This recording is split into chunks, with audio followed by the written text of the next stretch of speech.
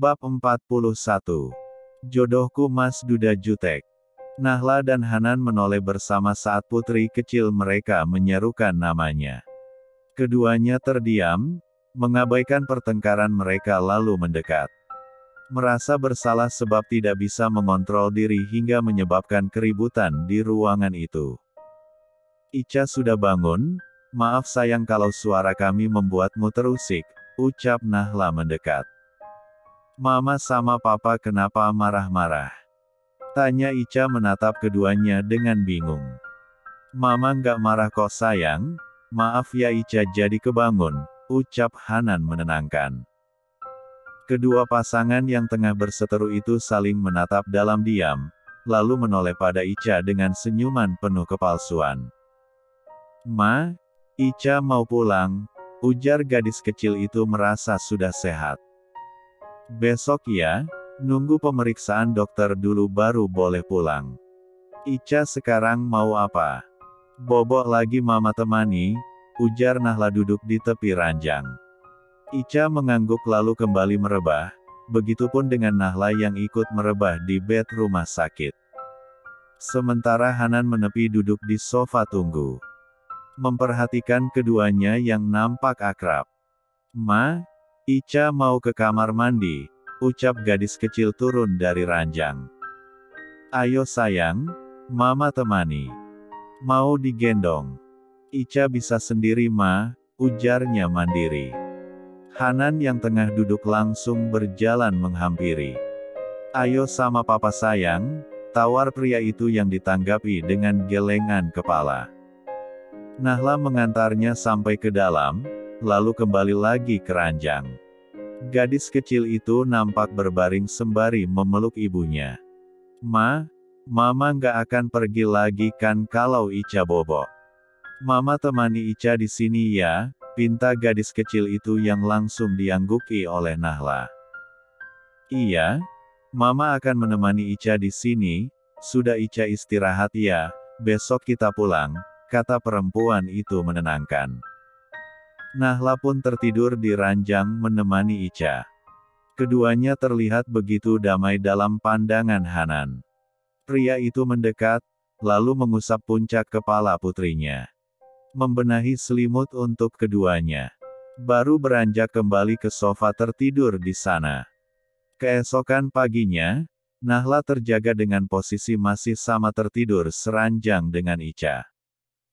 Ia turun perlahan hendak ke kamar mandi, tak berselang lama Hanan pun terbangun dan mengantri di sana. Aku mau ke musola, titip Ica ya, nanti gantian, pamit Hanan pada istrinya. Ya, jawab Nahla mengiyakan tanpa menatap wajahnya. Tak berselang lama pria itu kembali, giliran Nahla yang keluar karena ia jelas tidak membawa mukena. Perempuan itu kembali ke kamar inap usai sholat.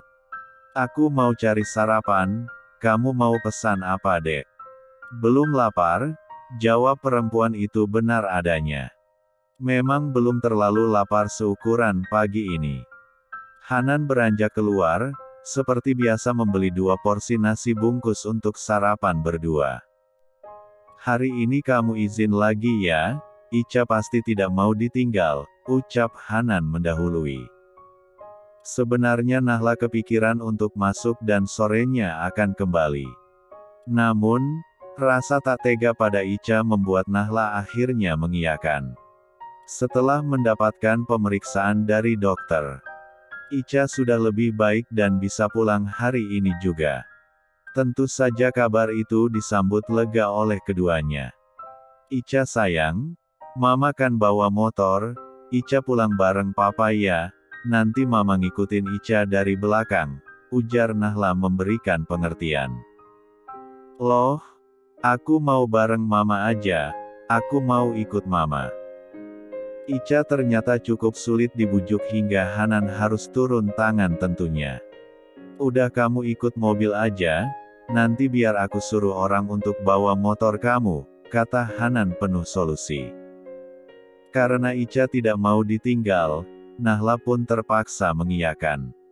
Keduanya duduk di jok belakang terlihat begitu akrab. Alhamdulillah udah sampai rumah, ucap Hanan menginterupsi keduanya. Pria itu menggendong putrinya, sementara Nahla mengekor sembari membawa barang dan perintilannya. Alhamdulillah. Ica sudah sembuh, sambut Simbok terlihat sumringah melihat anak majikannya kembali ke rumah. Bantuin Mbok, itu baju kotor sama barang-barangnya. Kasihan ibu kerepotan. Siap Pak, jawab Simbok bergegas. Nahla menghentikan langkahnya sejenak sebelum masuk ke rumah. Rumah yang sebenarnya tidak ingin ia sambangi kembali. Namun, rasa iba pada gadis kecilnya membuat Nahla berbesar hati. Ia melangkah masuk dan langsung menuju kamar Ica. Sementara Hanan langsung membaringkan putrinya ke ranjang. Ica istirahat saja ya, Papa mau mandi sebentar, pamit Hanan beranjak. Kamu kelihatannya capek banget, istirahatlah di kamar, ucap Hanan mencoba membangun komunikasi yang baik dan benar. Nanti, jawab Nahla serasa berat menjalani hari. Tubuhnya memang penat, dan ia butuh mandi juga. Dengan langkah bingung menuju kamar. Pertama masuk, Nahla dibuat asing dengan tatanan suasana baru. Terlihat lebih luas dan dengan dekorasi berbeda. Lemari keramat yang dulu tersimpan di sebelah lemari suaminya juga sudah tidak ada. Berganti dengan lemari lainnya yang terlihat masih baru. Namun, Nahla sedikit tidak peduli, percuma juga dengan semua barang yang telah disingkirkan kalau hati suaminya belum juga berubah. Dek, kamu mau mandi juga? Pakaian ganti kamu ada di lemari seperti biasa. Sama beberapa potong di lemari yang baru, semoga kamu suka ya, ujar Hanan telah mengisi lemari baru dengan beberapa potong pakaian baru untuk istrinya. Makasih, jawab Nahla mengambil ganti. Banyak pakaian miliknya yang jelas masih tersusun rapi di sana. Ia hanya membawa beberapa helai pakaian dan juga seragam mengajar ke kosan. Perempuan itu keluar dari kamar mandi dengan pakaian lengkap plus hijabnya. Hampir seperti awal mereka menikah. Bedanya kalau dulu malu-malu sekarang terlihat jutek melulu. Dek, aku minta maaf, semoga kamu suka ya dengan suasana barunya, ucap Hanan menghampiri istrinya yang masih terlihat dingin. Jawab Nahla hanya dengan gumamam. Perempuan itu langsung beranjak begitu Hanan mendekati. Membuat pria itu harus lebih sabar lagi. Nahla memang sengaja menghindari, lebih memilih bermalam di kamar Ica. Terlihat pria itu menghampiri, ikut menemani Ica di kamarnya hingga gadis kecilnya tertidur. Ica sudah tidur, ayo dek balik ke kamar, seru Hanan menginterupsi. Nahla tidak menyahut, ia pura-pura tertidur saja demi kenyamanan hatinya. Tanpa dinyana, Hanan ikut merebah tepat di belakang Nahla. Tangannya terulur memeluk posesif. Bab 42. Nahla yang belum tidur sepenuhnya jelas tidak nyaman dan merasa risih tangan suaminya memeluknya. Ia sengaja menyingkirkan tangan pria itu dan melemparnya dengan kasar. Sepertinya Hanan tidak peduli dan tidak sakit hati, sebodoh amat tetap bergerak memeluk bahkan menguncinya lebih erat. Perempuan itu sampai merubah posisinya hingga berhadapan lantaran kesal dan sesak. Mas, apaan sih?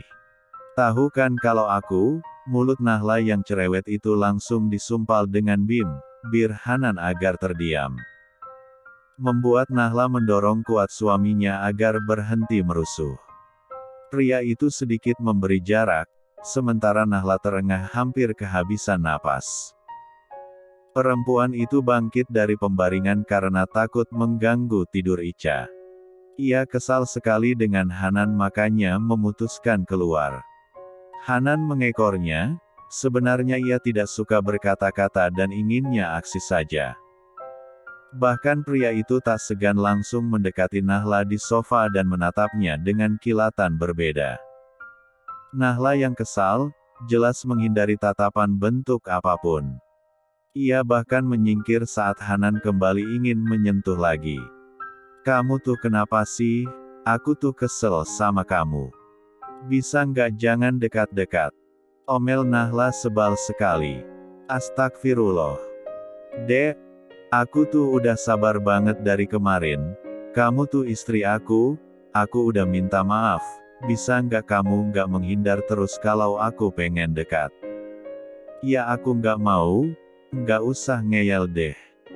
Orang masih bete tuh nggak minat kayak gitu. Terus kamu maunya gimana? Aku udah berusaha memperbaiki ini semua. Pikir sendiri, minggir. Kalau Mas nekat maksa, besok beneran aku nggak bakalan pulang. Kamu nggak kasihan sama Ica? Ancam Nahla sengit. Rasanya Hanan stres sekali, tidak berhasil membujuk istrinya dan malah berakhir perdebatan yang entah keberapa. Nahla kembali ke kamar mengunci pintunya. Sedang Hanan mengelus dada dramatis sembari beristighfar banyak-banyak. Kepalanya makin berdenyut tak karuan. Keesokan paginya, Nahla terjaga dan langsung bersih-bersih di kamar Ica. Ia dibuat kaget menemukan Hanan yang tertidur di sofa. Pria itu terlihat lelap. Nahla sendiri berjalan pelan melewati begitu saja. Perempuan itu tengah bersiap-siap karena hari ini berniat akan mengajar. Sudah 2 hari absen dan hati ini saatnya kembali bekerja. Sementara Ica yang memang hari ini belum masuk, keluar kamar begitu saja mencari suasana baru. Gadis kecil itu dibuat kaget dengan keberadaan ayahnya yang masih tertidur di ruang keluarga. Papa kenapa tidur di sini? Papa tidak ngantor. Ica membangunkan ayahnya. Papa sedang tidak enak badan sayang. Papa pusing, Mama. Mama tadi habis mandi, sepertinya tengah siap-siap.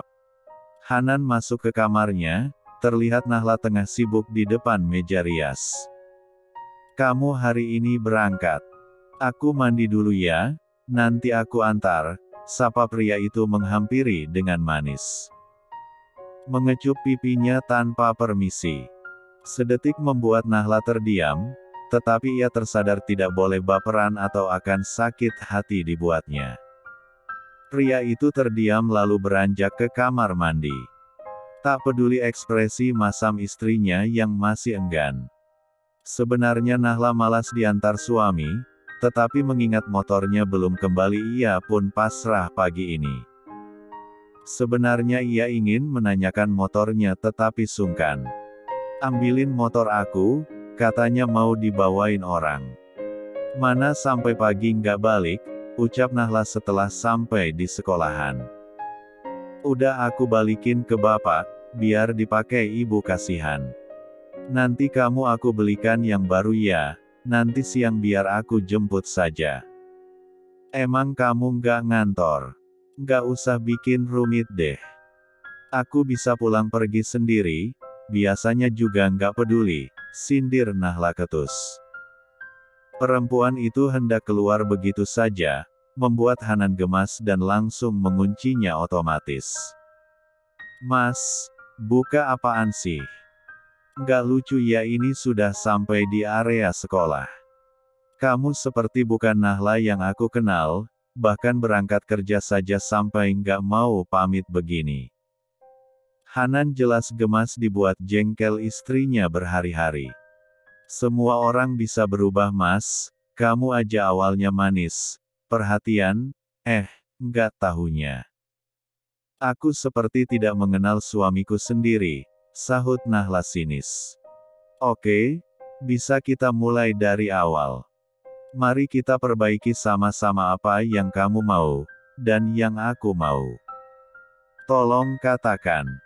Aku sebel, aku kesal, aku kecewa, dan aku nggak mau tinggal di rumah itu. Paham kamu mas? Kalau belum paham ya sudah terserah kamu saja. Kata Nahla lalu sengaja melewati tubuh Hanan untuk membuka central lock di panel pintu. Perempuan itu keluar dengan hati kesal. Boro-boro pamitan manis, keduanya malah lagi-lagi cekcok berkelanjutan. Sepertinya Hanan harus membeli rumah baru untuk membuktikan keinginan Nahla. Siapa tahu dengan tempat tinggal baru, perempuan itu mau kembali membuka hatinya. Siang harinya saat Nahla pulang, benar saja Hanan benar-benar menjemputnya.